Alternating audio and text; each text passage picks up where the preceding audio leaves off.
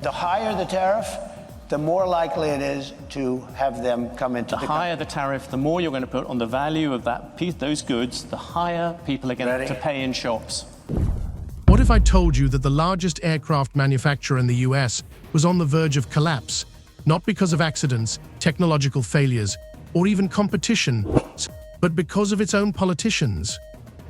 What if you found out that Boeing, a symbol of American aviation, is sinking today under the weight of tariffs imposed not by competitors, but by the US president? They're doing what they should be doing, perhaps, for the European Union, but it does create ill will. And as you know, we're going to be doing reciprocal tariffs. So whatever they charge us, we're charging them. On May 7th, 2025, a short message arrived at Boeing's headquarters in Chicago: Ryanair delivery cancellation. One line, one name, and billions of dollars at risk. A few hours later, new letters arrived. Turkish, Latin American, and African airlines began to cancel their contracts en masse. The reason? A sharp rise in aircraft prices. The tariff war ignited by Donald Trump was to blame. And this time it wasn't Chinese toys or European wine that took the hit. This time it was American aircraft. The Chinese impression is that they are willing to at least negotiate, not necessarily on Donald Trump's terms, but to talk. But their impression is that the U.S. has not opened channels and not made an effort to open up channels. In the corridors of Boeing, they called it a blow without warning. No one expected the White House to include the aviation industry in the sanctions list. But that is exactly what happened. A 25% tariff on components, 145% on Chinese parts, no loopholes, no exceptions. Now imagine that every new aircraft delivery automatically makes it unprofitable. According to Boeing's internal analysts, the company loses $3 million on each aircraft. That's $300 million on every major order. And while the Trump administration remains silent, the Europeans and Chinese are taking action. Airbus immediately offered discounts. And China's COMAC offered an alternative that is cheaper and more stable.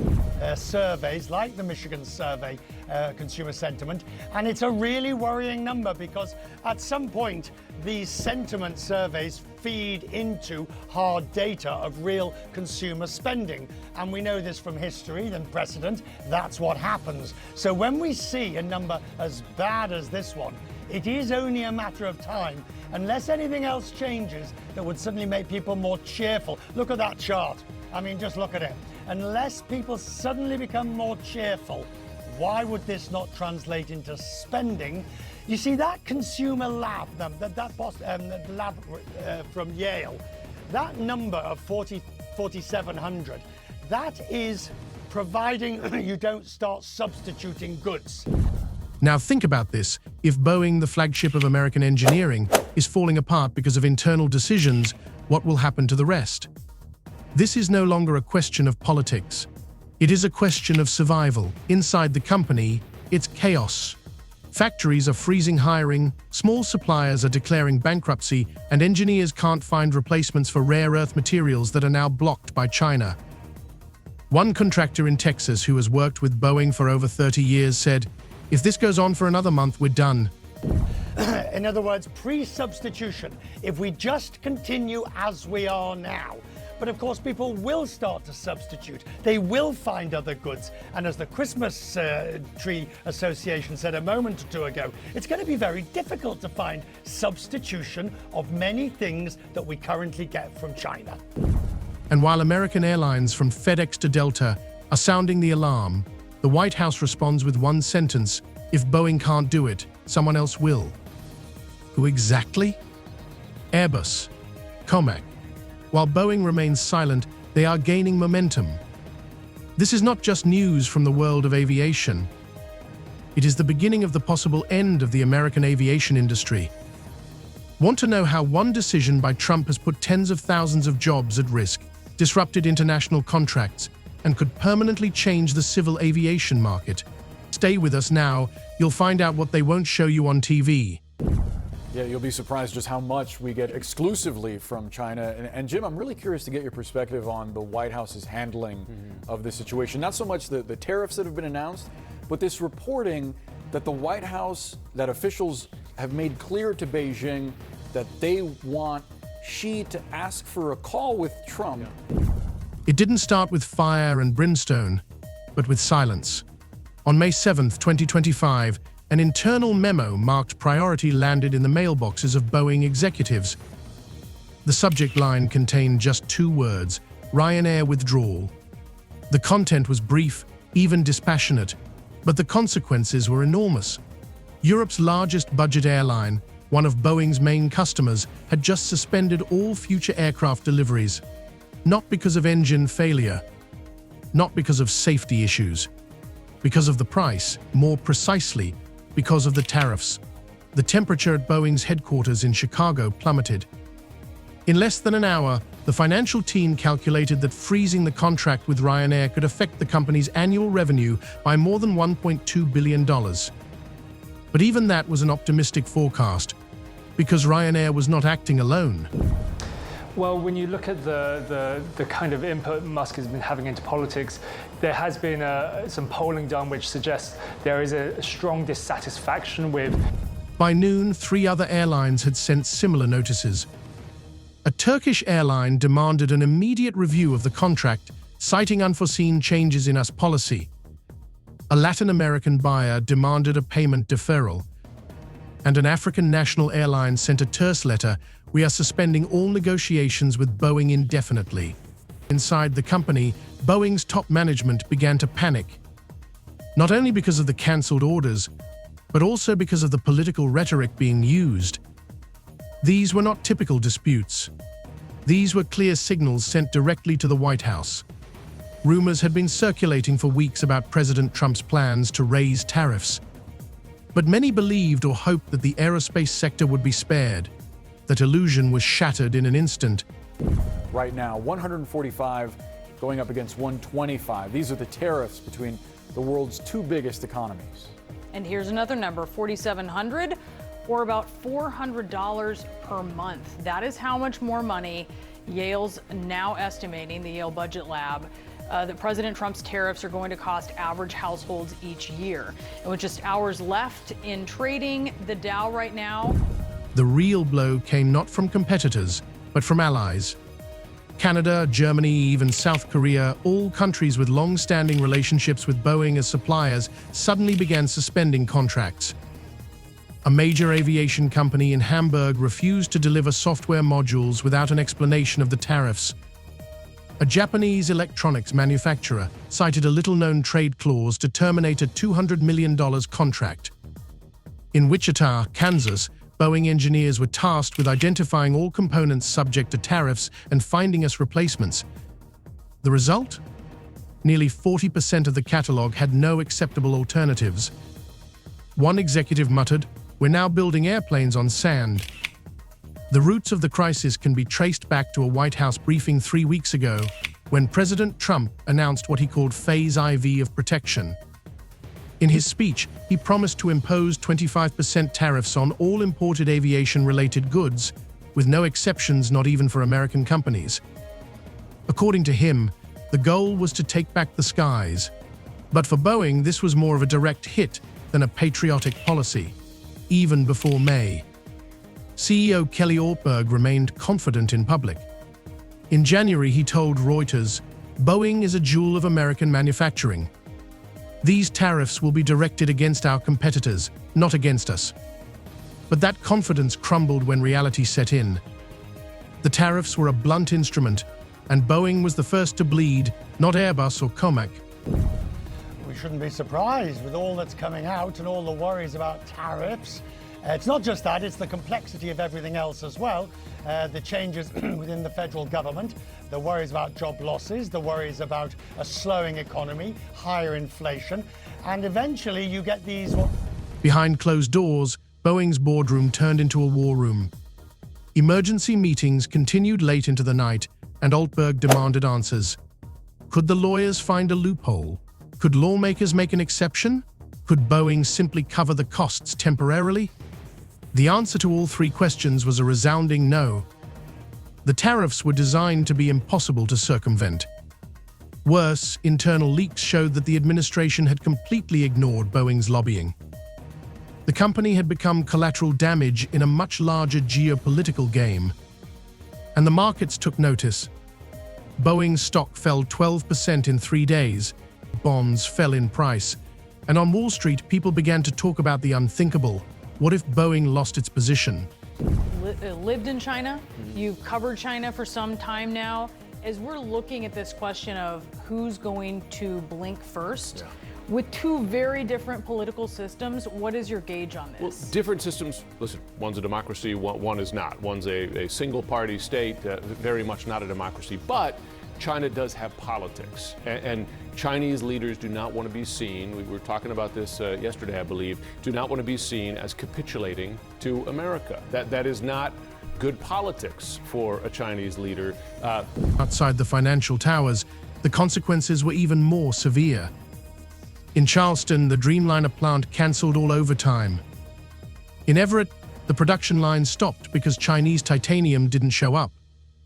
Local news in Missouri reported that a small metalworking shop that supplies Boeing laid off 40% of its employees overnight. The owner, who wished to remain anonymous, said, "We had 30-year contracts, one announcement, and now we're ruined." Another supplier in Arizona, which supplied components for the interior of 737 aircraft, posted a notice, "The plant is closed indefinitely.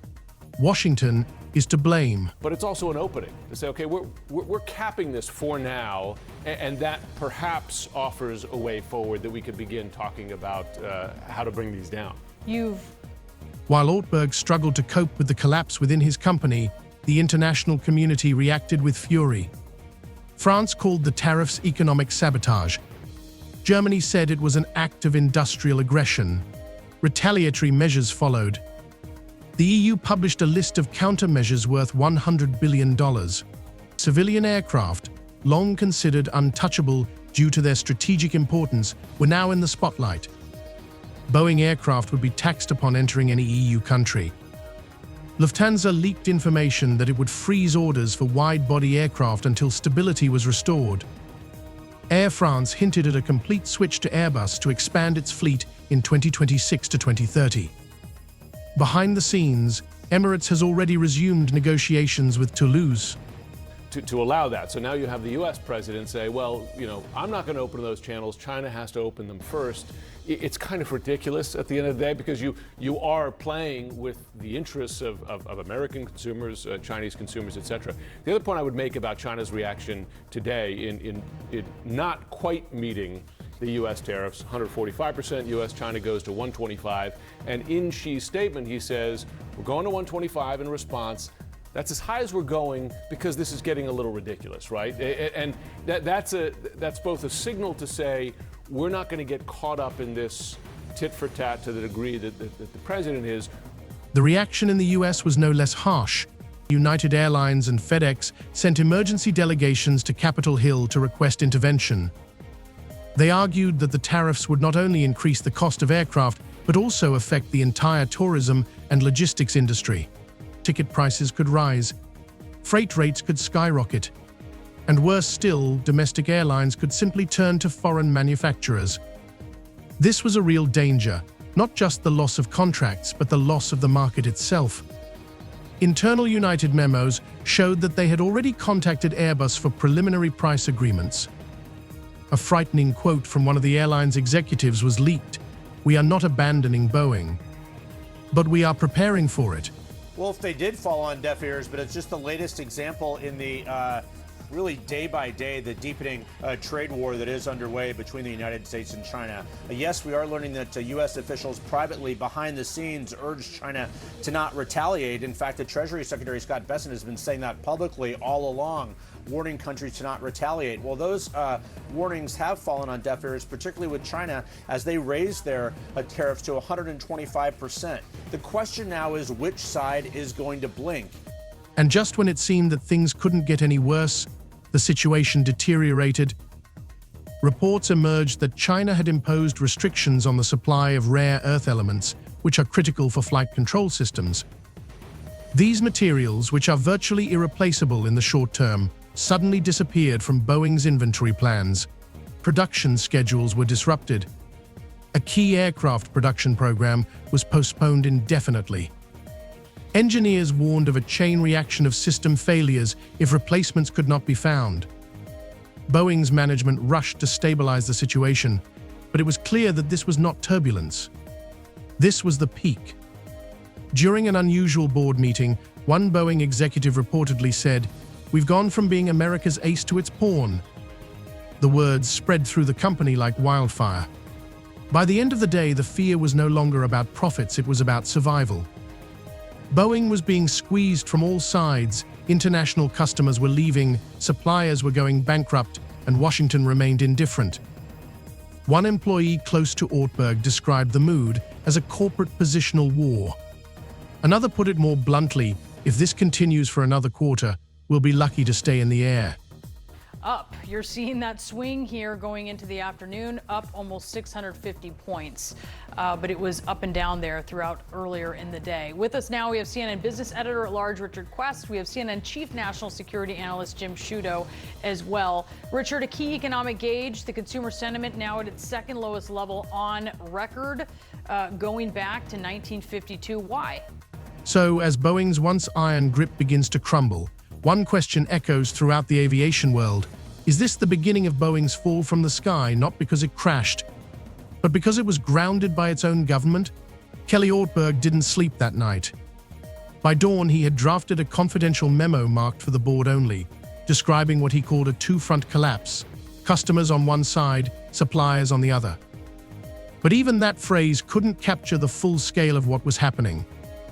Because at a time when international airlines were freezing contracts and European governments were calling the fares an act of sabotage, the real bloodshed was just beginning. Within the US, Boeing's own ecosystem, a complex network of parts suppliers, engineers, and logistics partners, was starting to unravel. Calls from Capitol Hill were no longer coming only from Boeing. United Airlines, Delta, FedEx, and even Alaska Air launched a coordinated pressure campaign. Their message was clear: if Boeing collapses, the consequences will go far beyond manufacturing. Every plane they couldn't buy, every delay in component deliveries, every extra million added to the purchase price due to tariffs, all of it would be reflected in ticket prices, the freight rates, and lost jobs. Some CEOs even warned Congress privately that if no action was taken within 30 days, they would publicly and permanently switch to Airbus.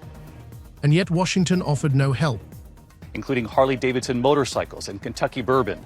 President Trump with the Irish Prime Minister visiting the White House today. The president suggesting his tariffs won't stop here, saying, "Of course, I'm going to respond."